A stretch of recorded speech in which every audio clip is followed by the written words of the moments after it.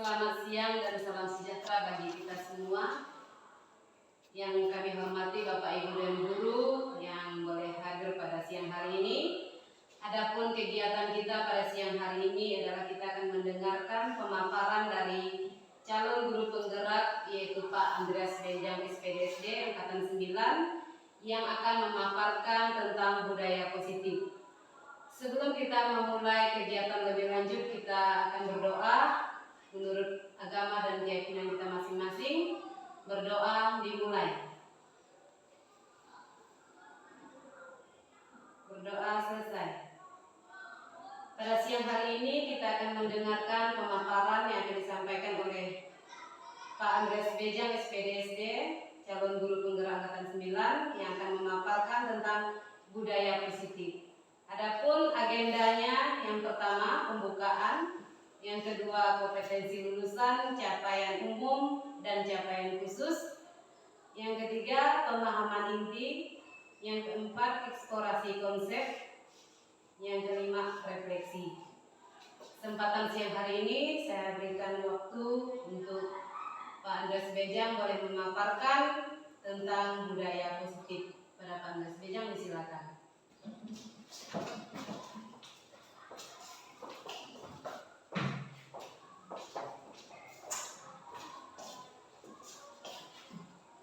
Baik, terima kasih Bapak Ibu. Apa kabar? Baik. Terima kasih Bapak Ibu.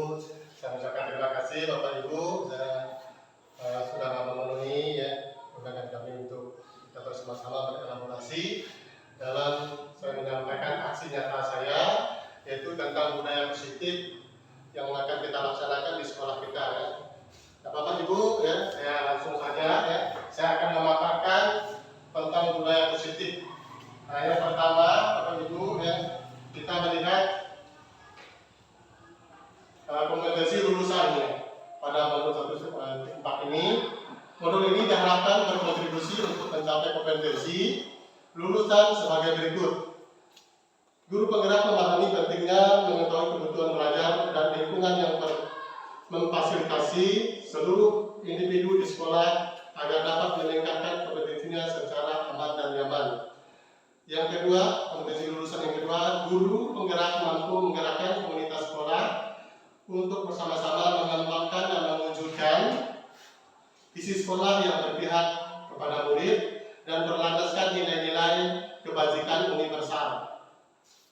Kita lanjutkan capaian umum modul 1.4 adalah yang pertama, memahami konsep pendidikan menurut Ki Hajar Dewantara dihubungkan dengan konsep budaya dan lingkungan positif sekolah yang berpihak kepada murid. Lalu yang kedua, melakukan evaluasi dan refleksi tentang praktik disiplin dalam pendidikan Indonesia secara umum untuk mendapatkan pemahaman baru mengenai konsep disiplin positif untuk menciptakan murid dengan profil pelajar Pancasila.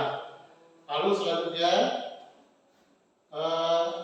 memahami peran sebagai guru untuk membangun budaya positif dengan menerapkan konsep disiplin positif dan berinteraksi dengan murid. Selanjutnya, capaian khusus pada modul 1.4 ini saya akan membacakannya kepada kita semua. Mendemonstrasikan pemahaman calon guru penggerak mengenai konsep budaya positif yang di dalamnya terdapat konsep paradigma stimulus, respon, dan teori kontrol. 3 teori motivasi perilaku manusia, motivasi internal dan eksternal, keyakinan kelas, hukum dan penghargaan. 5 kebutuhan dasar manusia, 5 posisi kontrol guru dan segitiga restitusi. Nah, hal ini akan saya paparkan nanti Bapak Ibu ya. Lalu selanjutnya, bagaimana kita menerapkan strategi disiplin positif yang memerdekakan murid untuk menciptakan ekosistem sekolah aman dan berpihak pada murid. Selanjutnya, menyusun langkah-langkah dan strategi angkatan aksi nyata yang efektif dalam memunculkan kolaborasi dengan seluruh pemangku kepentingan sekolah agar tercipta budaya positif yang dapat mengembangkan karakter murid. Selanjutnya, bersikap reflektif, kritis terhadap budaya studi sekolah, dan senantiasa mengembangkan sesuai kebutuhan sosial dan emosional murid. Di sini ada pertanyaan pemantik yang perlu kita angkat bersama dan kita perhatikan dan menjadi pemikiran kita, Bapak Ibu semuanya. Yang pertama, hukuman dapat mendisiplinkan anak. Yang kedua, pemberian hukuman dengan hal positif seperti membaca atau membersihkan halaman sekolah dapat meningkatkan disiplin sekolah atau disiplin anak. Dan yang ketiga, memberikan penghargaan dapat meningkatkan motivasi belajar anak ya. Selanjutnya Bapak Ibu, ya kita akan melihat bagian-bagian topik dalam penyampaian pada saat ini. Yang pertama pada 2.1 itu tentang disiplin positif dan nilai-nilai kebajikan universal. Lalu juga nanti saya akan menyampaikan teori motivasi, hukuman, penghargaan, restitusi. Dan yang ketiga, keyakinan kelas. Dan yang keempat, kebutuhan dasar manusia dan dunia berkualitas. Serta yang kelima, restitusi. Ada 5 kontrol atau 5 posisi kontrol. Dan yang keenam, restitusi segitiga. Ya, segitiga restitusi ya. Selanjutnya Bapak Ibu, ini kita akan memasuki materi ya, tentang bagaimana perubahan paradigma guru ya, sesuai dengan kepalan tangan kita Bapak Ibu ya. Di sini ada ilustrasinya ya. Saya tidak akan memaparkannya begitu ini ya. Yang jelas saya akan bacakannya. Ada A dan ada B. A dan B adalah teman. Nah, ini ibaratnya seperti itu ya. Sobeklah secari kertas kecil, tuliskan benda atau sesuatu yang sangat berharga untuk Anda. Letakkan di salah satu kepalan di dalam tangan Anda dan genggam pada benda itu.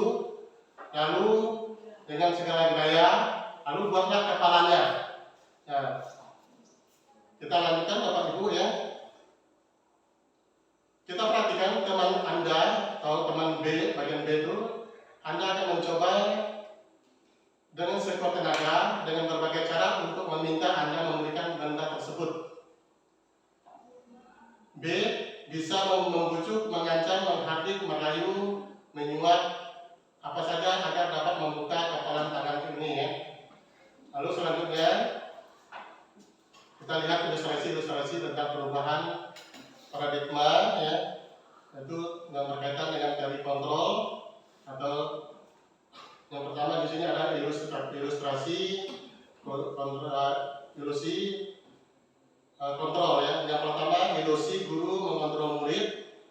Yang kedua, ilusi bahwa kritik dan membuat orang merasa bersalah dapat menguatkan karakter. Lalu yang ketiga, ilusi bahwa semua penguatan positif, efektif dan bermanfaat. Ilusi bahwa orang dewasa memiliki hak untuk memaksa. Nah ini nanti kita akan melihat Bapak Ibu ya. Jadi kita lihat satu persatu.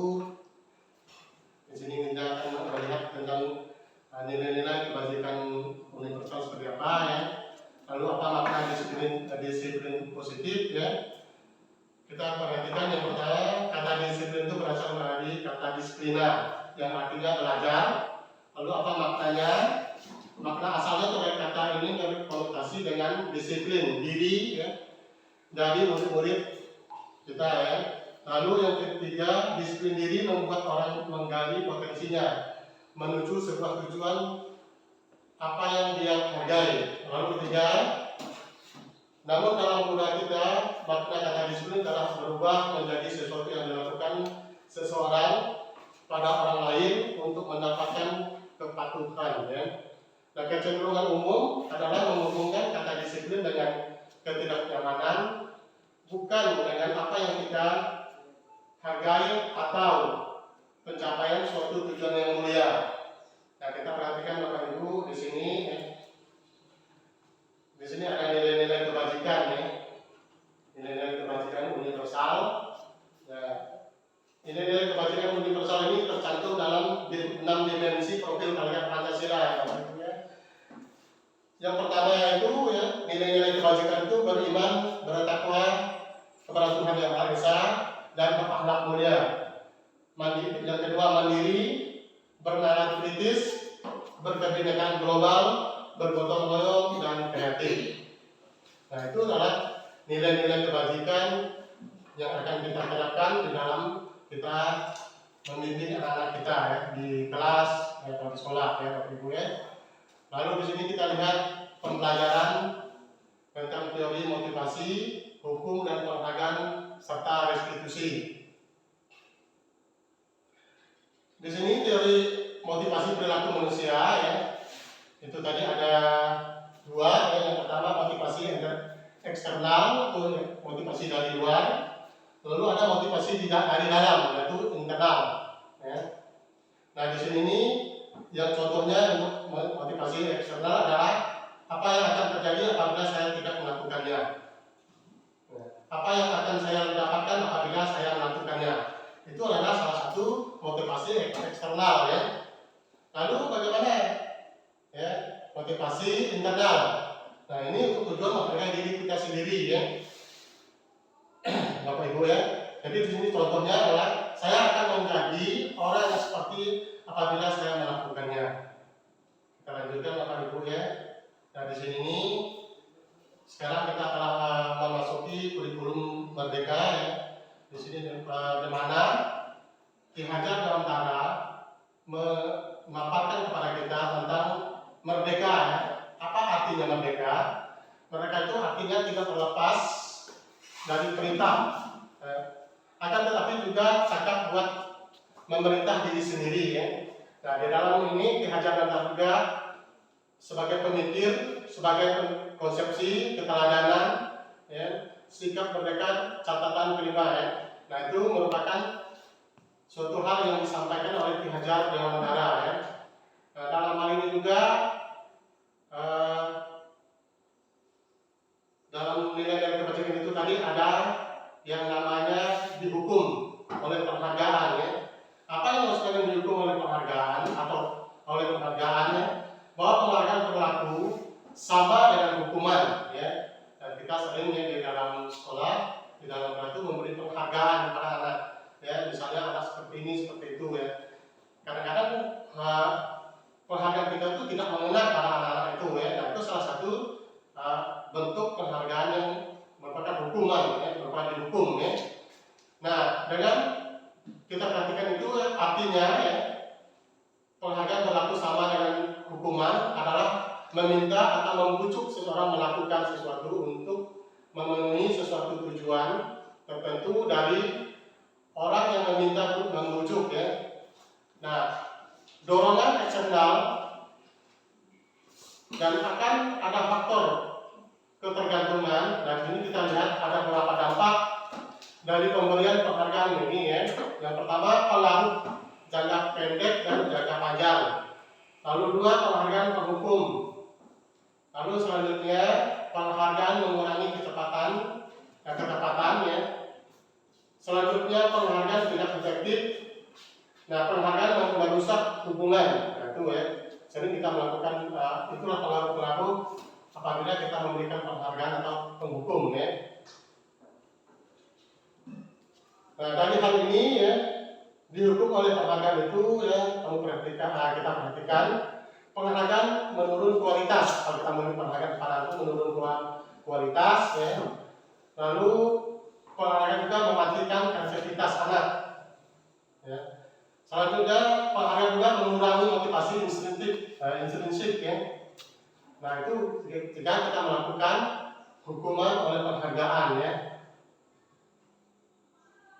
Nah, sebelum kita lanjutkan Bapak Ibu, mungkin ada Bapak Ibu yang mau ditanyakan ya tentang penjelasan yang tadi. Silakan Bapak Ibu kalau ada yang mau ditanyakan. Mungkin ada Bapak Ibu dari penjelasan tadi ya.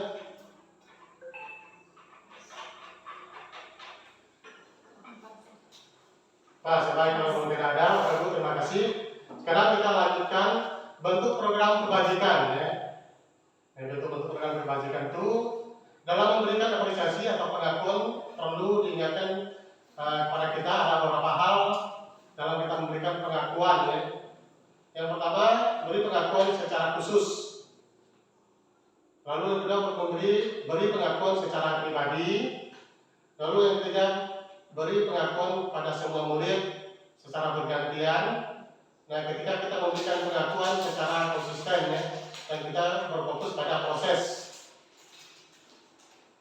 Selanjutnya, ya, Bapak Ibu silakan lihat, ya, silakan lihat contoh-contoh pengakuan apresiasi kebajikan ya. Boleh Bapak Ibu lihat di situ.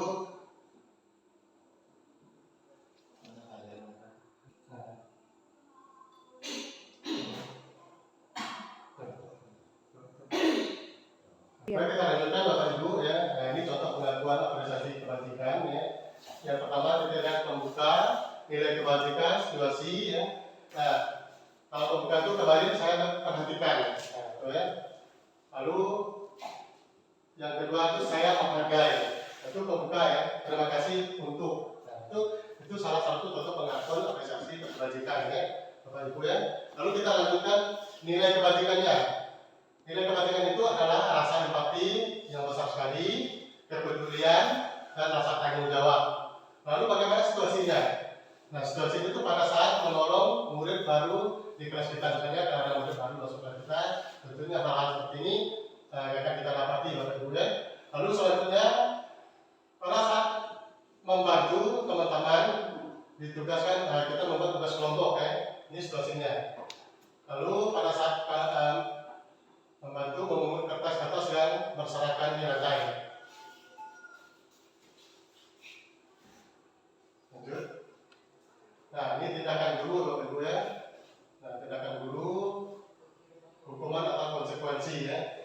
Di sini ada tindakan guru mencatat 100 kali itu salah satu hukuman Bapak Ibu ya. Membuat ini saya tidak mengulangi kesalahan, saya lakukan itu dan ini. Nah, itu salah satu tindakan guru yang melakukan ini penghargaan tadi yang sifatnya menghukum dari Bapak Ibu ya. Nanti itu akan kita lihat gitu ya. Lalu kita suruh lari berkeliling sekolah atau halaman sekolah ya, atau kita minta gantikan kertas yang sudah dirusakannya, atau membersihkan tumpahan yang sudah dilakukan oleh anak tersebut ya. Itu salah satu tindakan hukuman atau konsekuensi ya. Baik, lanjut. Nah, ada juga tindakan, kita lanjutkan tindakan guru ya. Lanjut terus. Nah, ini di situ ada perbedaan hukuman dan konsekuensi. Nah, kalau hukuman itu Bapak Ibu ya, kalau kita beri hukuman pada anak-anak itu misalnya sesuatu yang menyakitkan harus terjadi, misalnya. Ya. Kalau konsekuensi beda gitu ya. Itu Bapak Ibu itu perbedaannya. Sesuatu yang harus terjadi. Nah, itu ya, membuat anak sakit fisik maupun hati ya, untuk jangka waktu lama. Nah, kita kadang-kadang menghukum anak itu ya, kita menghukum anak misal mencubit, nah itu, atau kita menyuruh mereka berlari keliling lapangan. Nah, mereka itu akan ingat selalu ya Bapak Ibu ya. Beda dengan konsekuensi ya. Kalau konsekuensi itu ketika hal itu sudah terjadi baru kita beri hukuman, misalnya oh, kamu ini seperti ini itu ya. Nah, itu ya. Lalu kita lihat anak menghargai disiplin. Nah, itu konsekuensinya ketika kita melakukan konsekuensi ya. Tapi kalau kita lakukan hukuman itu akan teringat para anak-anak ya, akan terngiang-ngiang gitu ya. Tapi kalau kita melakukan konsekuensi dengan tadi kita membuat suatu kesepakatan ya, ketika melanggar itu diberi konsekuensi Bapak Ibu ya. Lanjut. Nah, di sini ini apa yang maksud dengan restitusi? Nah, ini disinilah kita akan menemukan kita sendiri ya. Restitusi adalah proses menciptakan kondisi bagi murid untuk memperbaiki kesalahan mereka ya. Nah, sehingga mereka bisa mengembalikan atau bisa kembali pada kelompok mereka dengan karakter yang lebih kuat ya. Lalu restitusi juga merupakan proses kolaboratif yang mengajarkan murid untuk mencari solusi untuk masalah mereka ya, dan membantu murid berpikir tentang orang seperti apa yang mereka inginkan ya, yang mereka menjadi tujuan yang mulia ya, dan bagaimana mereka harus memperlakukan orang lain. Itu menurut dosen ya.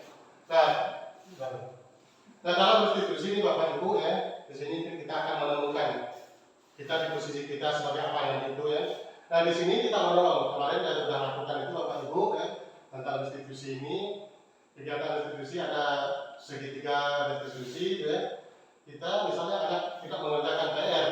Kalau anak tidak mengerjakan PR, jangan kita langsung kenapa kamu tidak mengerjakan PR? Nah, seharusnya kita membuat pertanyaan seperti ini. Kenapa kamu? Saya tahu ya. Kenapa kamu tidak mengerjakannya? Tentu ada alasannya. Ya, kenapa kamu tidak mengerjakan PR? Nah itu salah satu cara restitusi ya. Nah dalam restitusi ada yang namanya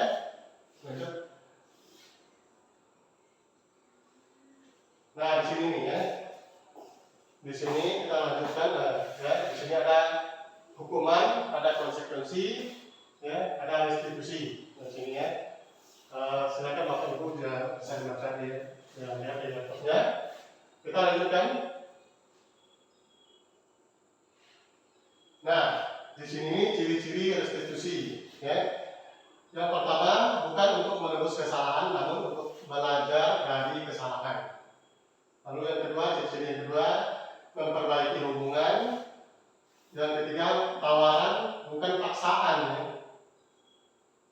Yang keempat, restitusi itu menuntun untuk melihat ke dalam diri ya. Nah, itu yang maksud dengan ciri restitusi tadi. Selanjutnya, restitusi mencari kebutuhan dasar dan mendasari tindakan. Ya. Dan yang keenam, restitusi diri adalah cara yang paling baik. Restitusi juga fokus pada karakter bukan tindakan, yaitu berfokus pada karakter bukan tindakannya. Restitusi juga berfokus pada solusi. Nah, di sini juga kita akan cari solusi ya. Anak-anak itu kita cari solusi. Misalnya kenapa kamu tidak mengerjakan PR? Kenapa? Apa alasannya? Misalnya adakah orang yang lain bisa membantu kamu untuk mengingatkan kamu agar kamu mengerjakan PR ya? Nah, itu salah satu tindakan dalam kita restitusi para anak ya. Jadi kita tidak menyalahkan mereka ya. Nah itu. Lalu selanjutnya restitusi itu mengembalikan murid yang berbuat salah menjadi pada kelompoknya ya.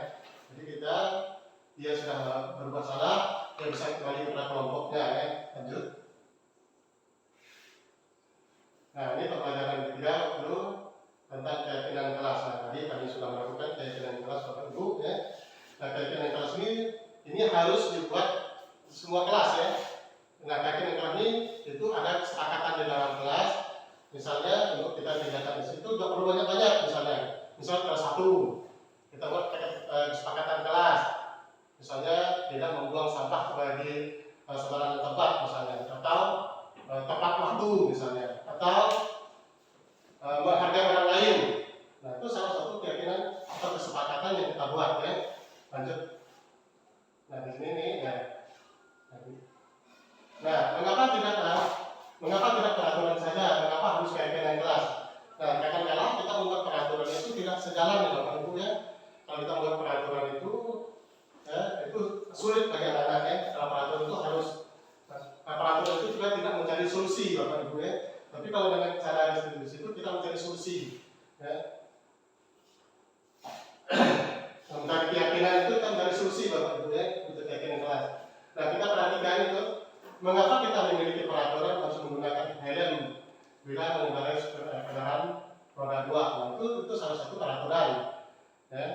Lalu mengapa kita memiliki peraturan 3M, menggunakan masker, mencuci tangan dan menjaga jarak 1,5 meter? Atau mengapa kita memiliki peraturan harus datang tepat waktu? Nah itu kan peraturan. Nah di sini kita akan membuat keyakinan kelas Bapak Ibu ya.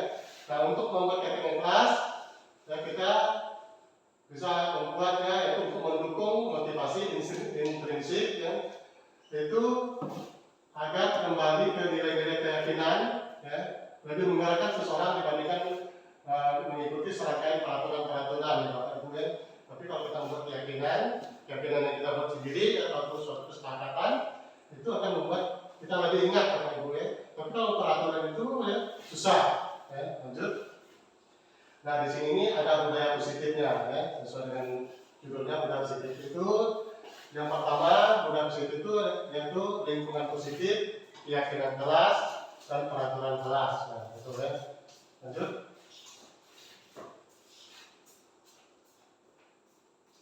Nah di sini Bapak Ibu sudah saya sampaikan tadi ya. Dalam membuat keyakinan kelas itu kita membuat kesepakatan ya antara murid dengan guru ya. Nah, atau guru dengan guru, misalnya kita di kantor atau di di sekolah ini kita membuat kesepakatan semua warga sekolah ini, baik guru maupun siswa ya. Kita membuat kesepakatan, misalnya kita masuk tepat waktu jam 7 misalnya. Nah, itu kesepakatan yang dibuat di dalam sekolah. Tapi di dalam juga perlu Bapak Ibu ya, itu sangat perlu. Kenapa itu sangat perlu? Kesepakatan kelas ini agar ya semuanya dapat berjalan dengan baik. Misalnya anak-anak dirasakan tertib masuk kelas. Nah, kalau mereka tidak tertib itu tentu ada konsekuensinya. Ya, konsekuensinya seperti apa? Nah, kita lagi ke restitusi lagi ya. Kenapa kamu ya, berbarisan tidak tertib? Nah, mungkin kawan-kawan, kami kan tidak pernah diajarkan seperti itu, seperti ini. Nah, itu ya. Jadi maka kita membuat kesepakatan kelas ya. Atau dengan teknik kelas gitu ya. Nah, di sini nih ya, kalau kita perhatikan ya, kesepakatan itu misalnya datang tepat waktu, mengucapkan salam ya, atau bersalaman ya, atau berdoa sebelum memulai pembelajaran. Itu salah satu kesepakatan kelas yang kita buat ya. Lanjut. Nah, di sini nih dalam kegiatan ya, kegiatan kelas itu ada tabel berbentuk T, ada berbentuk Y, berbentuk ya. Dalam bentuk T itu, misalnya tadi terlihat di bagian itu ya, tetap hormat yang bekerja, yang diterima dan dimiliki, misalnya itu tuh ya tampilannya. Misalnya hormat, kami meyakini bahwa sangat penting untuk menghormati semua orang dan barang milik orang lain. Selanjutnya ya, bekerja. Kita meyakini bahwa sangat penting untuk mengerjakan segala pekerjaan yang mengikuti ya, yang mengikuti kegiatan yang telah ditugaskan, Bapak Ibu ya. Jadi selanjutnya diterima dan dimiliki. Nah, kita meyakini bahwa ya, sangat penting untuk merasakan diterima pada suatu kelompok ya. Bagaimana rasanya kalau kita tidak diterima suatu kelompok? Kan rasanya sulit bagi kita ya. Tapi kalau kita diterima dalam suatu kelompok ya, itu sangat menguntungkan bagi kita. Lanjut.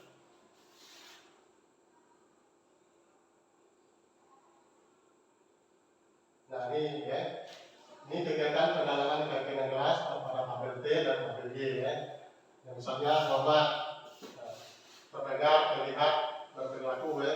Lalu sama ya di sini nih hormat tampak seperti itu kita pertanyaannya, tidak tampak seperti misalnya ya datang tepat waktu, itu kan tampak. Sering hadir terlambat, nah itu tidak tampak seperti ya, nah, itu salah satu dampaknya. Ibu lanjut. Nah ini ya, ini peraturan dan kegiatan kelas misalnya. Nah coba kita lanjut lagi, lanjut. Baru kita perhatikan ya. Nah ini, misalnya seperti ini peraturan yang kita buat. Selalu kembalikan buku ke tempatnya. Nah kegiatan kelas yang kita buat itu misalnya tanggung jawab ya. Atau dilarang mengganggu orang lain. Nah itu juga salah satu menghormati orang lain. Kita tidak, misalnya kita tidak boleh mengganggu orang lain, atau kita tidak boleh mengganggu orang lain. Itu salah satu juga bagaimana cara kita membuat keyakinan kelas ya. Nah di sini nih hadir di sekolah 15 menit sebelum pembelajaran dimulai. Dan di sini nih keyakinan kelas yang kita buat itu menghormati orang lain, berkomitmen ya. Lalu kita lihat kita buat peraturannya, dilarang melakukan kekerasan. Nah, keyakinan kelas yang kita buat adalah keselamatan, menghormati orang lain. Nah, itu ya. Lalu selanjutnya, misalnya dilarang menggunakan narkoba. Nah, itu salah satu keyakinan kelas kita buat itu adalah kesehatan. Lanjut. Nah, ini pada pelajaran waktu itu tentang kebutuhan dasar manusia dan dunia berkualitas. Apa saja kalau kebutuhan dasar manusia itu ya. Jadi setiap manusia itu memiliki kebutuhan dasar ya. Yang pertama kita ingin bertahan hidup ya Bapak Ibu. Lalu yang kedua kebebasan. Yang ketiga penguasaan. Yang keempat kasih sayang. Dan yang kelima kesenangan. Nah itu ya, jadi kebutuhan dasar manusia ya. Nah, kenapa kita sebagai seorang pendidik harus memiliki 5 dasar kebutuhan ini ya. karena hal ini kita akan kita tularkan kepada anak didik kita, Bapak Ibu ya. Lanjut. Nah ini sekarang, ini yang tadi tugas pokok kita ya. Dan nanti kita tuh berada di mana nanti Bapak Ibu ya. Ada 5 posisi kontrol seorang guru. Nah seorang guru itu dan memiliki 5 posisi kontrol. Nah yang pertama itu penghukum. Nah yang kedua pembuat rasa bersalah. Yang ketiga keempat pemantau, dan yang kelima manajer. Nah sekarang kita bertanya pada diri kita, posisi kita itu di mana? Apakah kita di penghukum?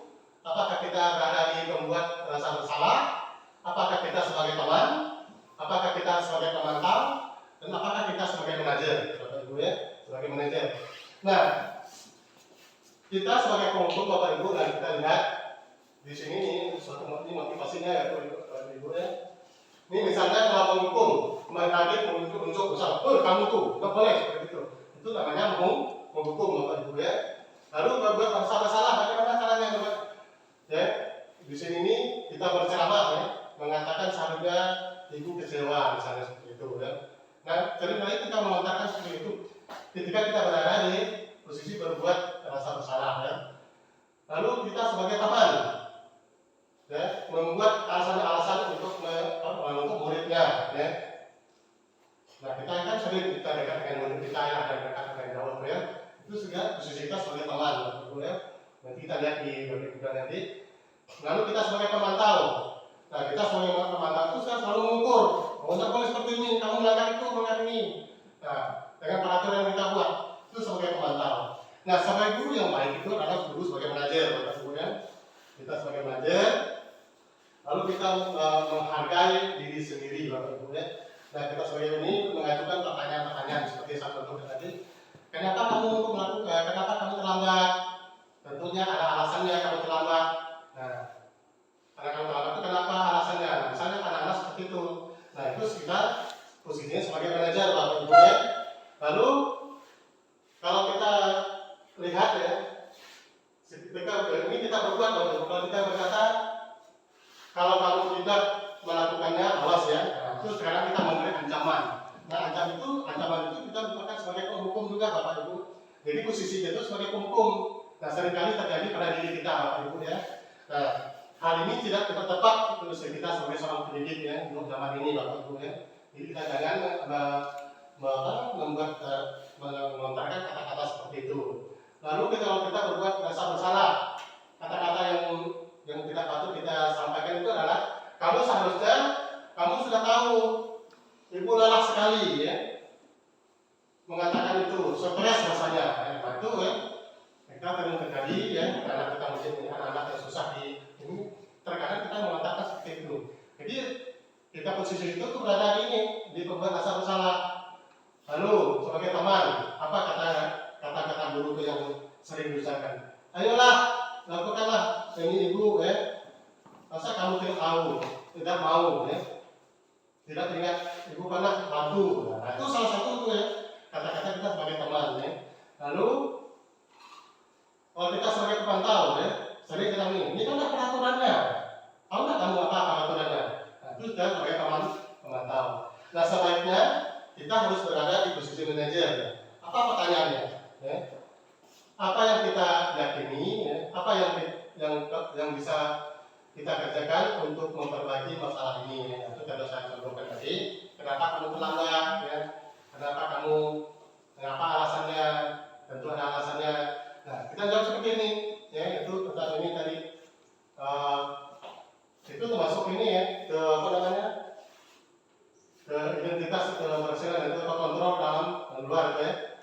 Nah kita sering bertanya seperti itu Bapak Ibu ya. Nah itu salah satu menentukan kepribadian kita sebagai seorang manajer. Lanjut.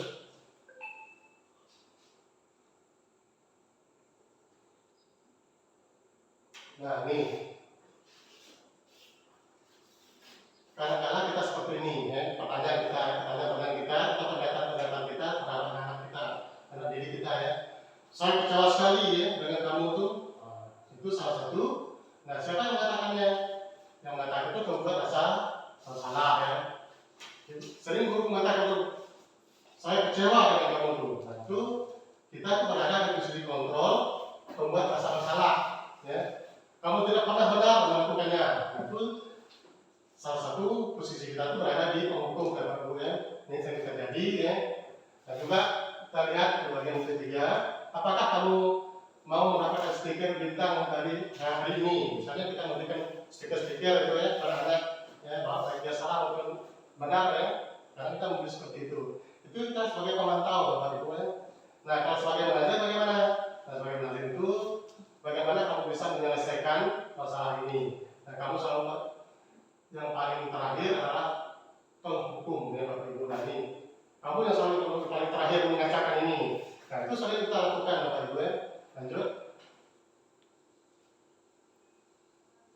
Nah, ini bergerak antara ya, peraturan, pemantau, konsekuensi, hadiah. Nah, nilai belajar memperbaginya. Itu perbedaannya. Kalau peraturan itu, peraturan pemantau, hadiah. Lalu nilai belajar itu memperbaginya. Lanjut. Nah, ini yang terakhir Bapak Ibu, yaitu tentang segitiga restitusi. Lanjut. Nah, ini Bapak Ibu ya, segitiga restitusi ya. Segitiga restitusi itu ada ini ya, ada hal-hal yang perlu kita perhatikan. Yang pertama, menstabilkan identitas Bapak Ibu ya. Yang kedua, validasi kebutuhan. Yang ketiga, menanyakan keyakinan. Nah, itu kemarin waktu saya kemarin di kamu ini kan melakukan seperti itu Bapak Ibu ya. Nah, lihat ya, kita lihat setiap orang pasti pernah melakukannya. Nah, itu tadi sudah saya berulang katakan, itu menstabilkan identitas. Itu dulu sebagai pengajar Bapak Ibu ya. Lalu kamu bukan satu-satunya yang pernah naik sedikit turun. Nah, ini. Kamu bukan satu-satunya pernah melakukan ini ya. Tapi itu salah satu kita melakukan apa? Menstabilkan identitas ya Bapak Ibu ya. Lalu bagaimana memvalidasi kebutuhannya?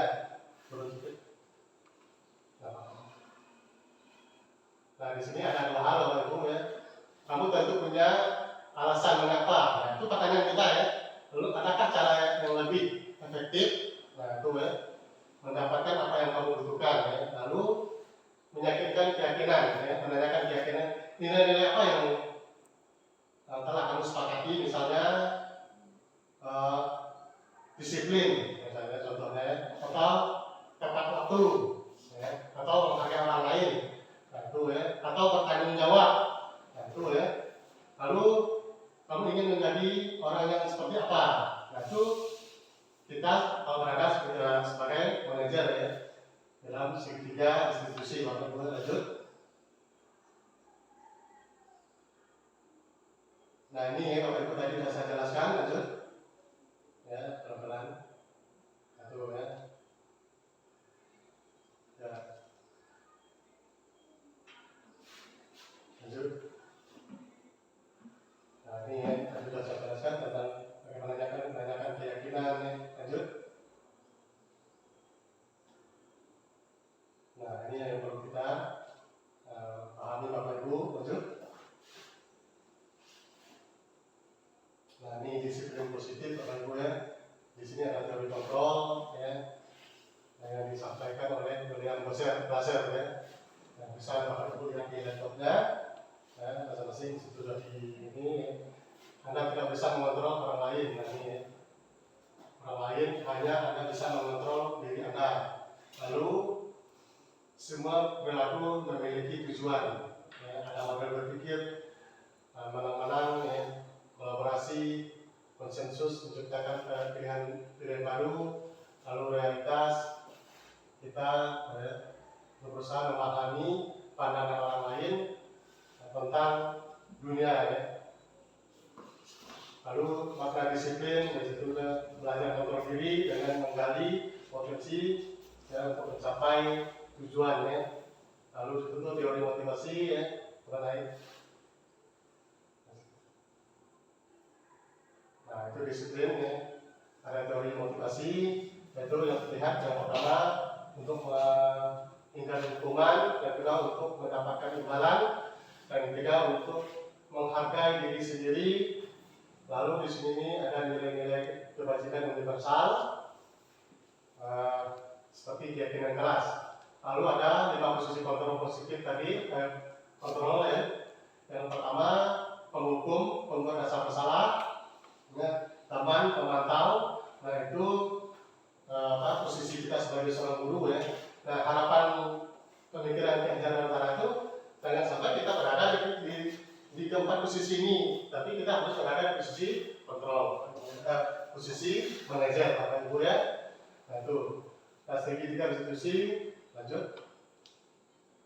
Yaitu tentang menstabilkan identitas, ya, validasi dibutuhkan, lalu, nah ini pada reaksinya Bapak Ibu ya, hal baru, apa yang mengubah paradigma saya yang dapatkan dan perasaan yang muncul selama mengikuti sesi ini, khususnya mengenai makna disiplin dan motivasi intrinsik. Ya. Peran AMO seperti apakah yang kalau saya lakukan? Ya. Ini bertanya pada diri kita sendiri dalam kegiatan ini. Lanjut. Lanjut terus.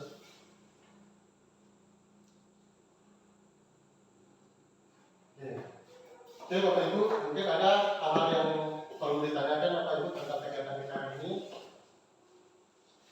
Apa yang sudah